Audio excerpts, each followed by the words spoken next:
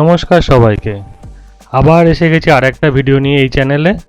তবে এবারের ট্রাভেলটা অন্য রকমের, এবারে গাড়ি নিয়ে নয়, এবার আকাশপথে।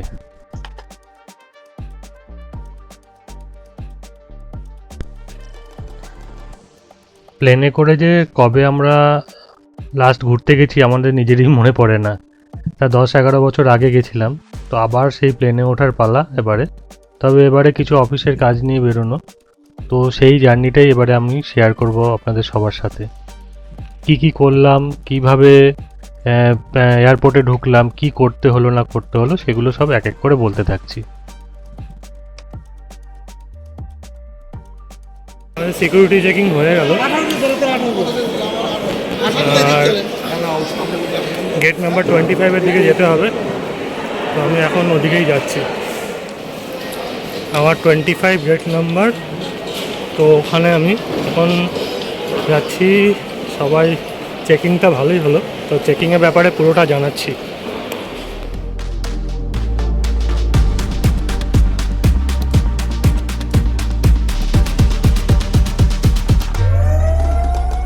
সিকিউরিটি চেকিংয়ের ব্যাপারটা বলে দিই, এখানে ডিজি যাত্রাটা করে নিলে বেটার, তাহলে কোনো লাইনেই দাঁড়াতে হবে না। আর এই দেখুন ট্রেনটা দাঁড়িয়ে আছে এখানে।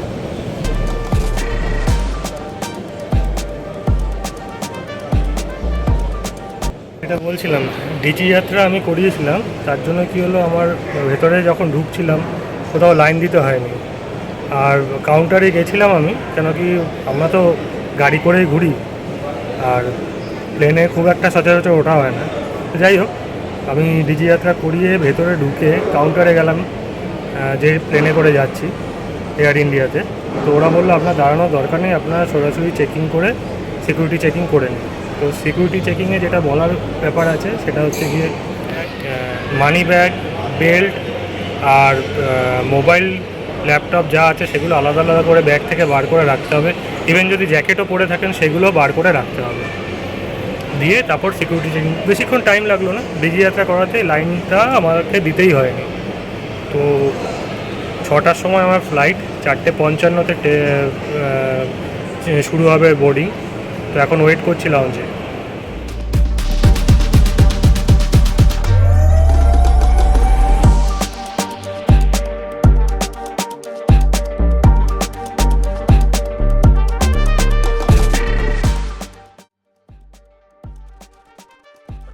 বোর্ডিংয়ের সময় অনেক সময় বাসে করে নিয়ে যায় প্লেন অবধি, আবার অনেক সময় এয়ারো ব্রিজের থ্রু যেতে হয় আমাদের প্লেনে উঠতে গেলে। তো এখানে দেখাচ্ছি কিভাবে এয়ারো ব্রিজটা কানেক্ট করে একটা প্লেনের সাথে, সেটা এখানে আমি দেখতে পেলাম, সেটা দেখাচ্ছি আপনাদের, দেখুন।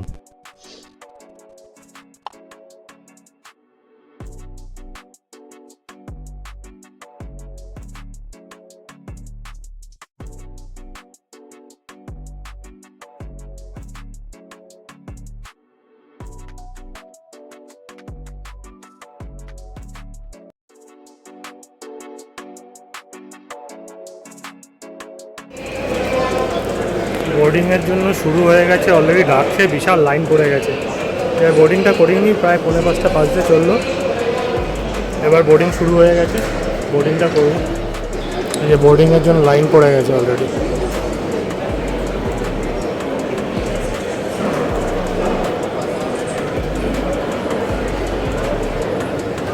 চব্বিশ থেকে গেট নাম্বার 21 করে দিল আবার, এবার 21-এর দিকে দৌড়াও।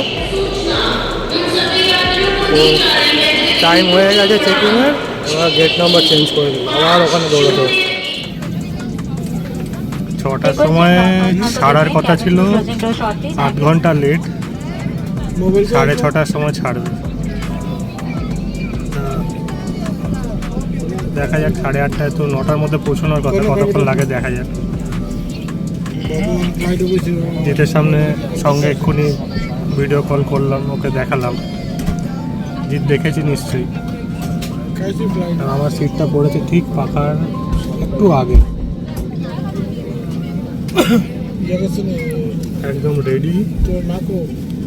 3 ঘন্টা ফ্লাইট টাইম। কী কী আসবে পরে, খাওয়াও রয়েছে শুনলাম, তো জানাবো কী কী খাওয়া টাওয়া রয়েছে, এখানে সবই দেখাবো। প্লেন আস্তে আস্তে নড়া শুরু করলো। এবার আস্তে আস্তে রানওয়ের দিকে যাবে। এই রানওয়ের দিকে প্রায় এসে গেছে। এবার স্পিড নিয়ে তার ফ্লাইট স্টার্ট করবে। তো এইটা বেশ এনজয় করি আমি। আর উপর থেকে শহরটাকে কী সুন্দর দেখা যায় রাত্রিবেলা, সেটাও আমার দেখতে খুব ভালো লাগে। আর সেটা আপনাদের সাথেও আমি শেয়ার করছি।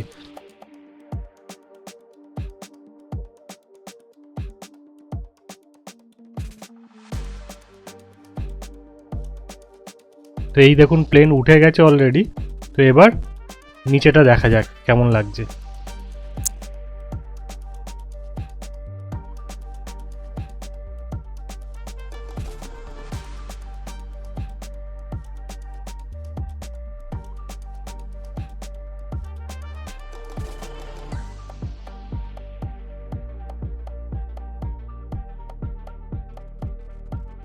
প্লেন উপরে ওঠার খানিকক্ষণ পরেই খাবার চলে এলো।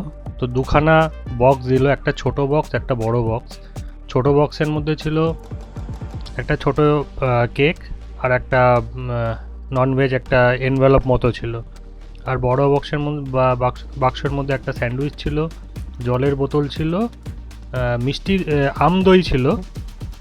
তো এইগুলো খেতে খেতেই সময় চলে গেছে আমার।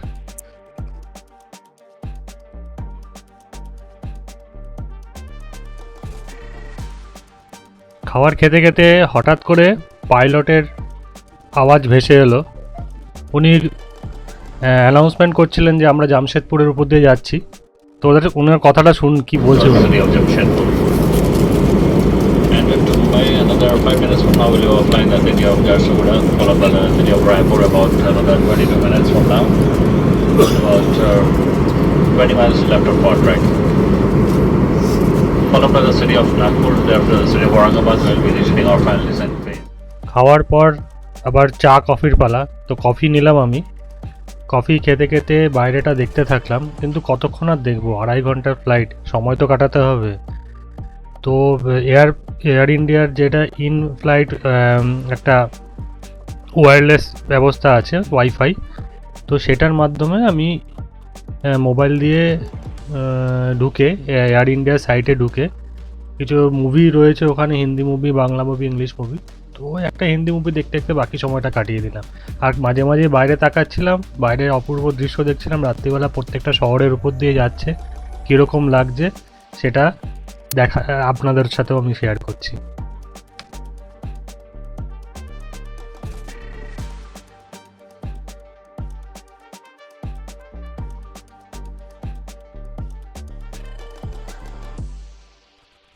দেখতে দেখতে 2.5 ঘন্টা কেটে গেল। আমরা বম্বেতে চলে এসেছি। এই ফ্লাইট ল্যান্ড করছে এখন। বম্বের শহরটাকে উপর থেকে বেশ সুন্দর লাগছে। তো এই দেখুন কিভাবে ল্যান্ড করছে ফ্লাইটটা। প্লেন থেকে নেমে আস্তে আস্তে এগিয়ে চললাম এয়ারপোর্টের বাইরে। সেখানে গাড়ি দাঁড়িয়ে আছে, তো সেদিকেই চললাম এখন। মুম্বাইতে পৌঁছে গেলাম ঠিক 6টায়, না 6টা না 7টার সময় ওখান থেকে উড়েছিলাম। ঠিক 9:45 এসে আমরা পৌঁছালাম মুম্বাই। 2 ঘন্টা 50 মিনিটের মতো ফ্লাইট টাইম ছিল। আমার ব্যাগেজ নেওয়ার নেই, এবার গাড়ি দাঁড়িয়ে আছে, যাব গাড়িতে উঠে একদম গেস্ট হাউস। আমরা বাইরে এসে গেলাম মুম্বাই এয়ারপোর্টে।